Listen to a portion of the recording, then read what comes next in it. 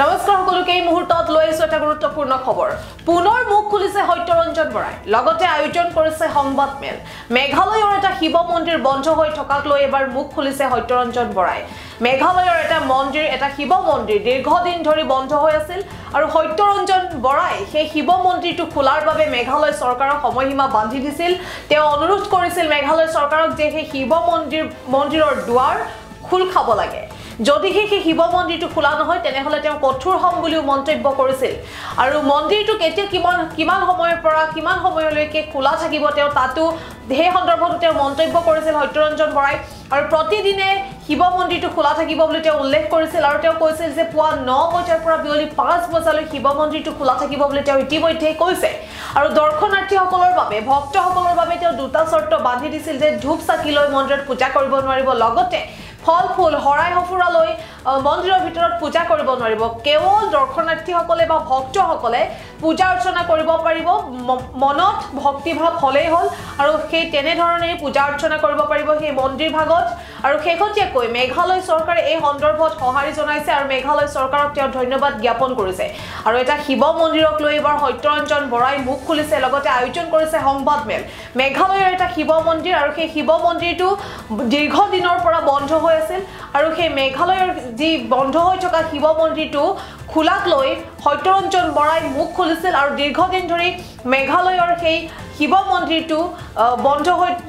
বন্ধ হৈ থকাক লৈ তেওঁ মুখ খুলিছিল আৰু তেওঁ মেঘালয় চৰকাৰক অনুৰোধ কৰিছিল যে সেই শিৱ মন্দিৰটো অতি শীঘ্ৰে খুলিব লাগে আৰু তেওঁ কৈছিল যদিহে মেঘালয় চৰকাৰে এই সন্দৰ্ভত কোনো গুৰুত্ব নিদিয়ে তেওঁ কঠোৰ হম বুলিও সঁকিয়নি প্ৰদান কৰিছিল আৰু মেঘালয় চৰকাৰক এই সময়সীমা বান্ধি দিছিল আৰু তেওঁ কৈছিল যে মন্দিৰটো যদিহে খোলা নহয় তেনেহলে তেওঁ কঠোৰ হ'ব আৰু মন্দিৰটো কেতিয়া কিমান সময়ৰ পৰা কিমান সময়লৈকে খোলা থাকিব তেওঁ সেয়া উল্লেখ কৰিছিল আৰু প্ৰতিদিনে শিৱ মন্দিৰটো খোলা থাকিব বুলি তেওঁ কৈছিল আৰু কৈছিল যে পুৱা 9 বজাৰ পৰা বিয়লি 5 বজালৈ শিৱ মন্দিৰটো খোলা থাকিব তেওঁ ইতিমধ্যে কৈছে এই কথা আৰু দৰ্শনাৰ্থীৰ বাবে তেওঁ দুটা চৰ্ত বান্ধি দিছিল ধূপ চাকি লৈ মন্দিৰত পূজা কৰিব নোৱাৰিব লগতে ফল ফুল লৈ পূজা কৰিব নোৱাৰিব কেৱল ভক্তিভাৱে ভক্তসকলে পূজা অৰ্চনা কৰিব পাৰিব সেই শিৱ মন্দিৰ ভাগত আৰু শেহতীয়াকৈ মেঘালয় চৰকাৰে এই সন্দৰ্ভত সঁহাৰি জনোৱা দেখা গৈছে আৰু মেঘালয় চৰকাৰক ধন্যবাদ জ্ঞাপন কৰিছে সত্যৰঞ্জন বৰাই আৰু এই মুহূৰ্তৰ এটা গুৰুত্বপূৰ্ণ খবৰ যে সত্যৰঞ্জন বৰাৰ অনুৰোধক এতিয়া মেঘালয় চৰকাৰে সঁহাৰি জনাইছে এটা শিৱ মন্দিৰ বন্ধ হৈ আছিল মেঘালয় দীৰ্ঘদিনৰ পৰা আৰু সেই শিৱ মন্দিৰটো খোলাৰ বাবে তেওঁ মেঘালয় চৰকাৰক তেওঁ অনুৰোধ কৰিছিল আৰু মেঘালয় চৰকাৰে এতিয়া সঁহাৰি জনোৱা দেখা গৈছে তেওঁ সেই মন্দিৰটো সময়সীমা বান্ধি দিছিল যে কেতিয়াৰ পৰা কিমান সময়লৈকে খোলা থাকিব পাৰিব তেওঁ কৈছিল যে ৰাতিপুৱা 9 বজাৰ পৰা 5 বজালৈ মন্দিৰটো খোলা থাকিব পাৰিব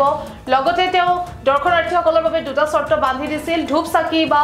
ফল ফুল লৈ মন্দিৰৰ ভিতৰত সোমাব নোৱাৰিব কেৱল ভক্তিভাৱে পূজা অৰ্চনা কৰিব পাৰিব ভক্তসকলে আৰু শেহতীয়াকৈ মেঘালয় চৰকাৰে এই সন্দৰ্ভত সঁহাৰি জনাইছে আৰু মেঘালয় চৰকাৰক ধন্যবাদ জ্ঞাপন কৰিছে সত্যৰঞ্জন বৰাৰ মন্তব্য আমাৰ হাতত আছে আপোনালোকক শুনাৰ চেষ্টা কৰিম নতুন বছৰত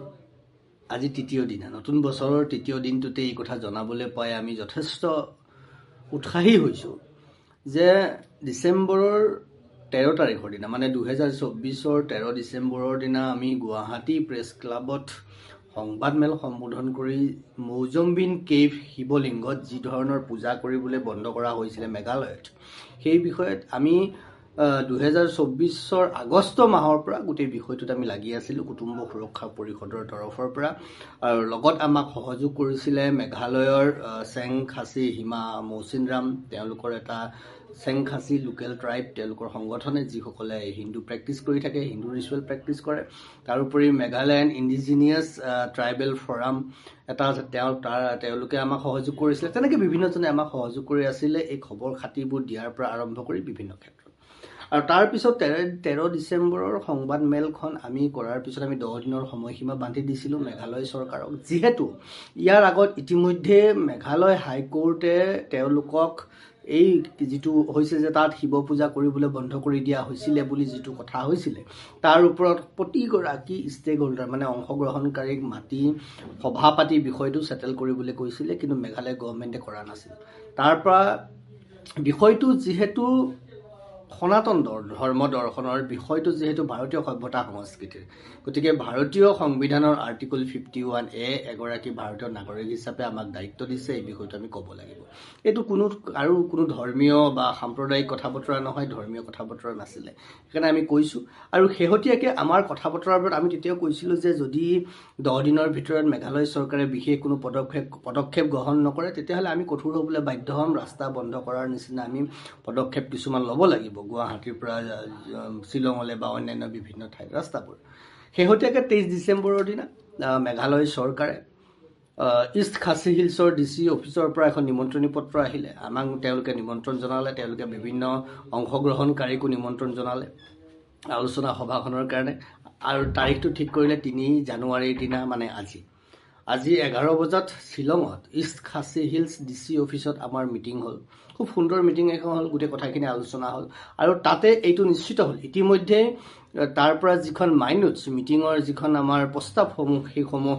ইতিমধ্যে DC অফিচৰ পৰা আমালৈ প্ৰেৰণ কৰিছে। আমিও সংবাদ এক প্ৰেছ বিজ্ঞপ্তি আমি ইতিমধ্যে দিছোঁ, আমি ৰাজহুৱা কৰিছোঁ কথাখিনি, যে তাত কোনো ধৰণৰ বেন নহয়। এতিয়া আপুনি বছৰৰ প্ৰত্যেকটো দিনেই পুৱা 9 বজাৰ পৰা 5 বজালৈকে মৌজম্বিন শিৱলিংগত পূজা কৰিব পাৰিব, কিন্তু দুটামান চৰ্ত আছে। চৰ্ত কি? প্ৰথম চৰ্ত যে তাত কোনো ধৰণৰ ধোঁৱা বা জুই জাতীয় বস্তু ব্যৱহাৰ কৰিব, তাৰমানে আমি বন্তি ধূপ জ্বলাব নোৱাৰিম নিশ্চিতভাৱে, কোনো কথা নাই। কামাখ্যা মন্দিৰতো আমিতো গৰ্ভগৃহত নজ্বলাওঁ নহয়, আৰু ধূপ আৰু আপোনাৰ চাকি সকলো বাহিৰত জ্বলোৱা, গতিকে তাত কিয় ভিতৰত লাগে? নালাগে, য়েছ, গতিকে দৰকাৰ নাই। তাৰপিছত তেওঁ কৈছে লেতেৰা হয়, আৰু সেইটো বস্তু আপোনাৰ নেচাৰেলি খুব সুন্দৰকৈ তাৰ ওপৰত টুপটুপকৈ পানী পৰি থাকে, গতিকে তাত আৰু বেলেগকৈ কিবা আমি পূজা কৰিবলৈ ফল মূল ফুল এসোপা আনি জাপি দিব লাগিব তেনেকুৱা কথাও নাই। গতিকে সেইটো আমি বুজি পাওঁ, কৰিলে তেনেকুৱা কিবা কৰিব লগা থাকিলে বাহিৰত কৰিব, ভিতৰত কৰিব লগা একো নাই। আৰু এই কথাখিনি তেওঁলোকে এগ্ৰী কৰিছে, আৰু তেওঁলোকে তাৰপিছত যি দৰবাৰ আছিলে, লোকেল দৰবাৰ, তাক মেঘালয় ডিষ্ট্ৰিক্ট এডমিনিষ্ট্ৰেশ্যন আৰু মেঘালয় চৰকাৰে ইতিমধ্যে কোনো ধৰণৰ তাত নিষেধাজ্ঞা নাই, মুকলি কৰি দিছে। যিখিনি আছিলে এতিয়াৰ পৰা সকলো যাব পাৰিব মুকলিকৈ, কেৱল 9টাৰ পৰা 7 বজালৈ, খালি কোনো ধৰণৰ ভিতৰত একো কৰিব নোৱাৰিব, প্ৰাৰ্থনা কৰিব পাৰিব, একান্ত মানে বহিব প্ৰাৰ্থনা কৰিব, ভগৱানক প্ৰাৰ্থনাৰ মাজেদিহে পাব পাৰে, গতিকে তাত প্ৰাৰ্থনা কৰিব পাৰিব, সকলো যাব। আৰু মই চেগতে মেঘালয় চৰকাৰক ধন্যবাদ জ্ঞাপন কৰিছোঁ। আজি তেওঁলোকে আমি যোৱাৰ পৰা অহালৈকে তাত থকা সময়খিনি যি ধৰণে আমাক সহায় সহযোগ কৰিলে, যি ধৰণে আমাৰ সুৰক্ষাৰ প্ৰতি তেওঁলোকে ব্যৱস্থা গ্ৰহণ কৰিলে, আৰু যি ধৰণে তেওঁলোকে আমাৰ কথা শুনিলে, আমাক যি ধৰণে কথা পাতিবলৈ সুবিধা দিলে, তাৰ কাৰণে মেঘালয় চৰকাৰক আমি ধন্যবাদ কৃতজ্ঞতা জ্ঞাপন কৰিছোঁ। অসমীয়া হিচাপে, ভাৰতীয় হিচাপে, সনাতন ধৰ্মাৱলম্বী হিচাপে মই গৌৰৱ অনুভৱ কৰিছোঁ। আৰু ভাৰতীয় সংবিধানৰ যি সৌন্দৰ্য, যে প্ৰত্যেকজন ভাৰতীয় নাগৰিকৰ তেওঁ এজনেই থাকক, তেওঁ ধৰ্ম নিজৰ মতে কৰাৰ অধিকাৰ আছে, তেওঁ কথা কোৱাৰ অধিকাৰ আছে, তেওঁ মুকলিকৈ ঘূৰি ফুৰাৰ অধিকাৰ আছে, আৰু এই গোটেইখিনি সাব্যস্ত কৰিব পৰা যিটো পৰিৱেশ আজি মেঘালয়ত আমি দেখা পালোঁ, তেওঁলোকে সেইটো আমাক কৰি দিলে। আৰু ইমান দিন যিটো বিবাদ হৈ আছিলে, আমি আশা কৰিছোঁ মৌজম্বিন কেইবত সেই বিবাদ আজিৰ পৰা শেষ হ'ব, সকলোৱে তাত সেৱা কৰিবলৈ যাব পাৰিব, নহয় বাকী বাহিৰত, ভিতৰত একো কৰিব নোৱাৰে, বাহিৰত, কাৰণ এইটো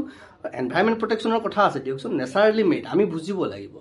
যে সনাতন ধৰ্ম বৈজ্ঞানিক, ইয়াত অন্ধবিশ্বাসৰ কোনো স্থান নাই, এইটো আমি জানিব লাগিব, বুজিব লাগিব। এইখিনি আমি তাত কিছু আছে, কোনোবাই যদি জানিব খোজে সবিশেষ আমি তেওঁলোকক জনাম। কথা হ'ল আজিৰ পৰা আপোনালোক যাওক, সেৱা কৰক, ঈশ্বৰৰ ওচৰত একান্ত মানে বহক, ধ্যান কৰক, আৰু বিচাৰক ভগৱানৰ ওচৰত। প্ৰাৰ্থনাৰ দ্বাৰা, প্ৰাৰ্থনাত শক্তি আছে, আপোনালোকেও প্ৰাৰ্থনা কৰক।